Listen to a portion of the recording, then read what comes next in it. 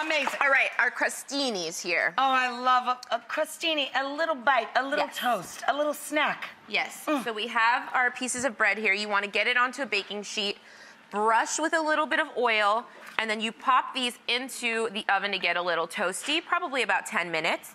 Then Once they toast up? Yes, gorgeous pieces of brie here, right onto our crostini. Do you want to put Top the it with crispy prosciutto? Yes. So now we have our mango. Hey, do you have I know the line is expanding like crazy now. What do you got now? You have bedding too today here? I do. I have bedding now, Rachel. It's so amazing. It's so cozy and luxe. Tell them all about it so I can eat. Yeah, so I have my bedding line that's available exclusively at JCPenney. And the crazy... Oh, that's great, because that means it's affordable if it's a JCPenney, right? It's very affordable, but it's, you know, it looks like $1 million. There it is. There it is. It looks like $1 million. Beautiful. But I think today the best part about the bedding is that you guys are all getting a gift card from JCPenney to go get them.